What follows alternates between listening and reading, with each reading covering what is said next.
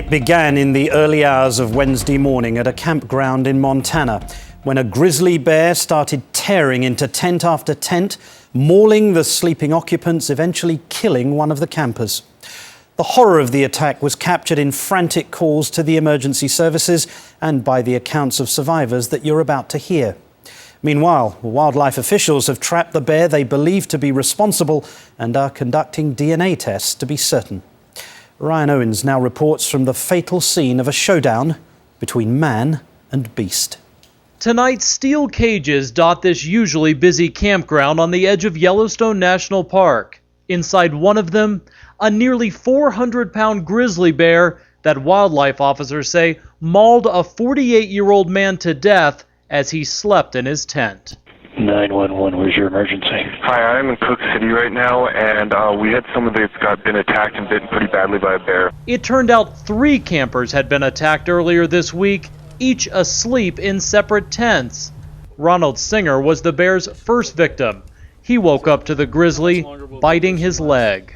It was on my leg, and I punched it a couple times, and then it was gone. The 21-year-old was on vacation with his girlfriend and her parents. My daughter's boyfriend got bit by a bear just a little bit ago. There's another lady down there that's screaming. So that she got bit or not. She certainly did. Lifelong camper Deb Friel awoke to the animal sinking its teeth into her arm, its powerful jaws crushing several bones. I remember opening my eyes and thinking something's not right, and then crunch. And it was a very hard crunch. I couldn't hit him because he had me from the back. So after I realized that he was getting more aggravated with the screaming, I thought, that's not working. And I just said, you got to play dead or you are dead. And so I did. And he let go. Back up. Good.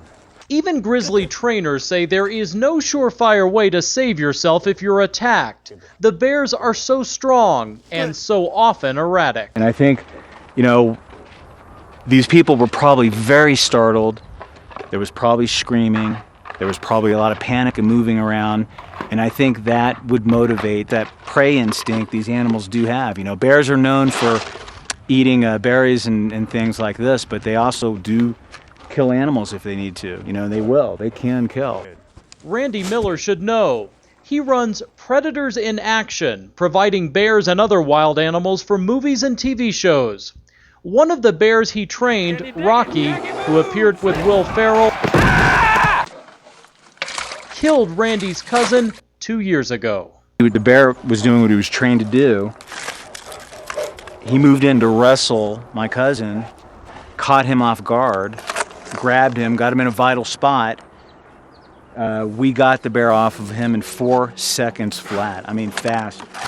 And it was still too late. After those 3 attacks here in Montana, one fatal, officials had no choice but to evacuate the campground and set traps. One of them right next to the mangled tent where that camper lost his life. Bear experts suspected the animal would return to the scene of the crime in search of more food. They were right. Less than 24 hours later, the grizzly was back and trapped. But she wasn't alone. Officers were determined to capture her 3 cubs, each just a year old. They fear they too will have to be put to death, since they only know what they learned from their mother. We won't be satisfied until we prove that we have the right bear and we catch all the cubs. We've got everyone. Because the stakes are so high, officials here are determined to make sure they have the right bears. They've even taken saliva samples from the bite wounds, hair evidence from the tents and the clothes of the victims. By tomorrow, they expect to know for sure if the DNA is a match. Extraordinary measures ahead of what appears will be the ultimate punishment. I'm Ryan Owens for Nightline in Cook City, Montana.